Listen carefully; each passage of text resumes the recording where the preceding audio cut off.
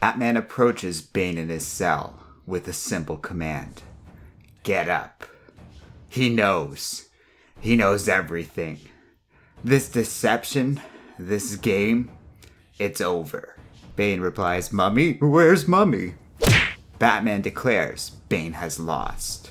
He framed Mr. Freeze. He killed those women. He tried to kill Alfred. He shot his boy! So tell him who you are. Say the words. Shout them. Proudly. I am Bane. Say it so he can tell you. He's Batman. Number 3. Batman. Okay. This one's gonna be interesting. Out of everything that everybody voted on across both the best and worst list, even shows that I knew would be a controversial choice like The Gifted or Iron Fist, I have a feeling this one's gonna be the biggest polarizing comic that a lot of people love and a lot of people hate.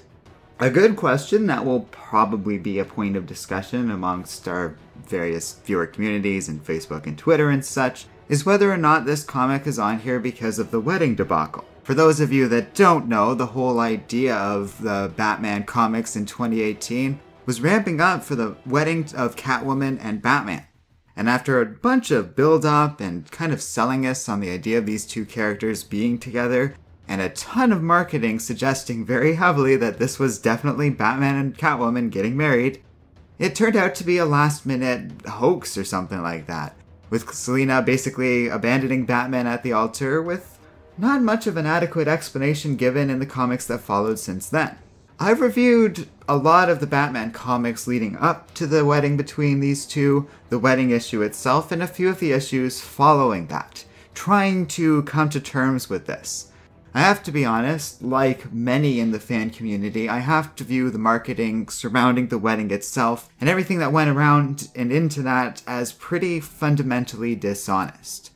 Whether or not that was the intention of Tom King, the writer of Batman 2018 comics himself, is a matter of debate, but clearly the marketing dropped the ball. It would have been very easy to at least leave it somewhat ambiguous going up to the wedding, a question of whether or not they were getting married, rather than a promise, but that's not what they delivered.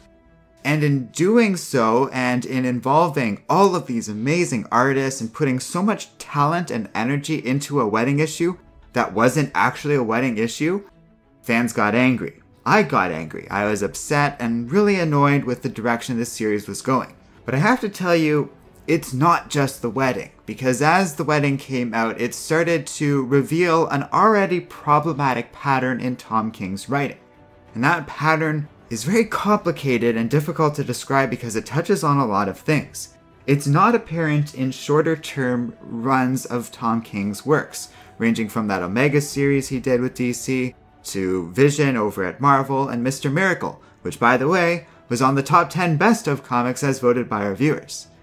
Tom King is a very complicated writer and has a lot of value in his Batman writing. I want to make that part clear, because while I personally very much agree with its placement on here, in part because of the wedding, but also because of the writing around the wedding and how Tom King writes this character, and we'll get more into that in a second. I do also want to point out that some of the content we got out of 2018 Batman was brilliant. Some of the stuff leading up to the wedding was very good and actually did a good job at selling us on why Selina and Batman were good for each other, and could have been an important thing for one another and changing the overall dynamic of Batman's story. In a positive way, in a way that's interesting, like what they did with Superman and giving him a family, until Bendis gummed all of that up, as we discussed earlier in the Worst of 2018 series. And though I disagree with the idea of not actually having the wedding after building it up for more than 50 issues, I have to say the comics that immediately followed the wedding, with Batman basically being so unstable that he almost killed Mr. Freeze, who was innocent of the crimes he was currently pursuing the villain for, are an interesting series of comics that delve into this character on a level I can't honestly compare to any other writer in Batman history. Better than Snyder, better than Miller, better than Moore. Yeah, I'm gonna throw that out there. Aside from maybe Grant Morrison, I don't think Tom King has a reasonable competitor when it comes to those key scenes where Bruce Wayne is quietly revealing stuff about himself to the jury that's basically tasked with determining whether or not Mr. Freeze is guilty of a crime he didn't commit, and talking about what he thinks of Batman and Batman's belief systems and all of this stuff that really clarifies this character in a way that doesn't truly compare to anyone else who's ever written for this character. That's profound. That's amazing. I honestly feel like there would be an argument for Tom King's Batman series to be on both the best and worst of 2018 list, looking at content like this. But I'm being very generous when I say all of this, because after those issues, we start to get into the same old theatrics. So much of this 100-issue or so run that we've been promised out of Tom King's Batman is focused on Bane.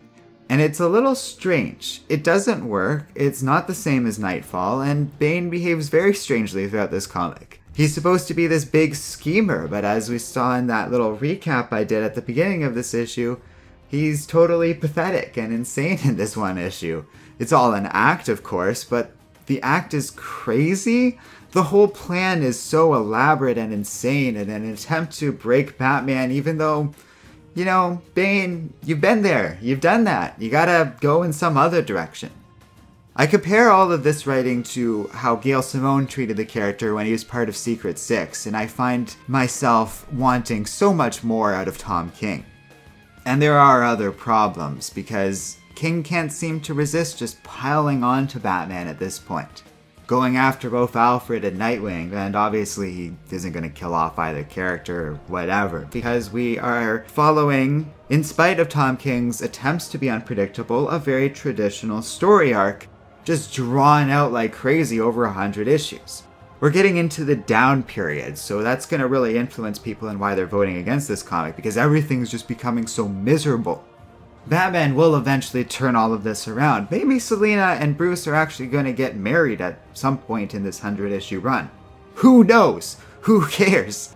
Because it's so drawn out and we waste so much time on empty storylines that just build up, build up, build up, build up, and then Batman defeats the villain in one blow. Oh, it looks like Batman's going to be overwhelmed. Look at how horribly injured he is. Look at how stacked the odds are against him. Oh, doesn't matter. He's going to win in one blow. This has happened so many times over the 60-issue run or so that we've had, including the comics that have come out of 2018, that it is insane. It has become so predictable that I can honestly skim through these Batman comics and get a general idea of what's happened. The dialogue, this dialogue is all over the place. Sometimes, like I said, in that jury storyline, it's brilliant. Cold Days might be one of my all-time favorite Batman storylines, and the dialogue in it's great. But then let's go back to that Bane issue I did in the recap. Some of those sentence fragments that I talked about in Bendis's writing in the Man of Steel and Superman series are present here. They work sometimes, and even work in this issue a few times, but it's still a bit of a mess. And there's really interesting ideas. That same issue has the Penguin basically informing Batman of all this craziness because Bane punished the villain by killing his daughter. That's pretty messed up and shows how reckless and aggressive and ruthless Bane can be. But it's at odds with so much other stuff, and I have no idea why Thomas Wayne just shows up at the end of this storyline. I don't know what's going on with that. That actually is kind of interesting if you ask me, but probably has a lot to do with that Flash crossover from earlier in this series back in 2017. So yes, I have mixed feelings about this whole thing, but I do lean towards it being on here. Not only is this comic straight up guilty of false advertising, but I just have a hard time dealing with this Batman who's drifting so much more back towards his most miserable and bad takes of the character. Look at this scene where he just punches Gordon. This is all clearly part of Bane manipulating Batman and driving him to this point that everyone's just cutting ties with him and getting really worried about the character. But it just feels so hack and cliche. And that's where I'm kind of getting at with all of this stuff. Tom King reminds me of a very specific clip of a very awesome video I saw back in 2018. It was about The Last Jedi, and this comic series is kind of like The Last Jedi in the comics world. It's doing some brilliant things, taking on characters in an interesting way, and dealing with long-standing concepts in ways that I would love to deal with as a writer if I was given control of these characters. Dealing with the Force beyond a simple Jedi and Sith dichotomy? That sounds interesting. Getting Batman married, or really deconstructing his character and getting into his belief system and what he's all about. That's cool too. But it's a mess, and it's all over the place, and critically, where these two are most comparable is that both Tom King and Rian Johnson tend to value unpredictability over good storytelling.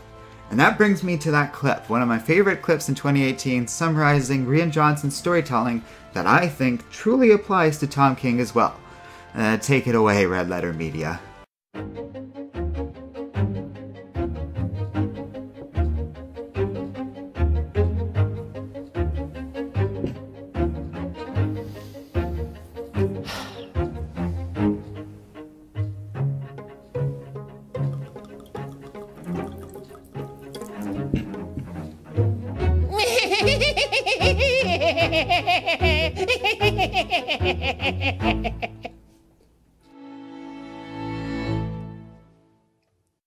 And I apologize for once again just using their footage, but they nail it in that little short film thingy they make. That's exactly what these guys are all about. But while Rian Johnson's instincts for unpredictability tend to veer towards out of place and sometimes inappropriate humor, Tom King's instincts for unpredictability tend to go into just plot twist, M. Night Shyamalan style twists that really aren't adding anything to the story but just meant to make the audience go, wow, didn't see that coming, wow, didn't expect you to lie to us about your outcome of your stories so much, but that's interesting storytelling to some people, I guess. And look, if you like Batman and Tom King's take on him, I don't disagree with you. I'm trying my best to make this video very clear about how I feel about this series, and that it's more complicated than just saying it's bad. But there are enough bad aspects to it that I do feel it merits being on here, and I kind of agree with it being this high on the list. It wouldn't be this high if it weren't for The Wedding, but I do feel like it would still kind of be around the Man of Steel range of this top 10 list if people were just judging this comic by what's in the series. Although I don't think I'm alone in The Wedding kind of crystallized some of my issues with how Tom King writes Batman. I feel like I haven't quite grappled with them all either. The way he does this character, while at times very good, like in that Cool Day storylines, isn't always that consistent. There's something about the way he writes Batman that just feels so cliche, so old-timey, and about 2 decades too late at this point. In going in this dark direction and having a planned run this long, we're forced to spend so much time in the quote-unquote Act 2 of this long-term storyline that it's just become miserable. It's kind of normal in a storyline that things have to go bad before they get good at the ending. That's just basic storytelling 101, and I don't criticize Tom King for doing that. But because it's so dragged out and there's so little to offer in between these 100 issues, it just feels like we've entered into this miserable churn, and every comic's just being pumped out every 2 weeks, and it just keeps on going. And all anyone really seems to be doing is just waiting out that clock until this series decides to be interesting again. And I hate that storytelling so much. I can name dozens of comic book series that have done so much more, or could have done so much more, if they had been given 100 issues to tell their story. A lot of series are lucky to get even a fraction of that much time in their run. And so to see so much time wasted on relatively empty storytelling, lacking any structure behind its pseudo-intellectual rambling about Batman being tough and doing this and that, and giving us unnecessary backstory to sort of establish mood, and all the relatively amateur stuff that comes out of Tom King here and there in this series, makes it just so disappointing that he was given so much time. He seems to be a lot better in limited runs, although we'll have to leave that part for later. DC has made a lot of interesting choices this year, and their decision not to wed Batman and Catwoman as it currently stands feels like a disappointing regression back to old habits. But sadly, and truly unfortunately, I'm not done talking about any of this yet. So we'll leave it here for now, because even though we're at number 3 on the worst of list, DC still has some stuff to answer for. And on that note, let's move on to the best ofs, with the number 2 best of coming next, and dear lord. I haven't talked about that one yet, and I'm really looking forward to it, to say the least. So thanks for watching. If you like Comic Island, be sure to check out our Patreon page in the video description below. And finally, don't forget to like, subscribe, and keep reading comics.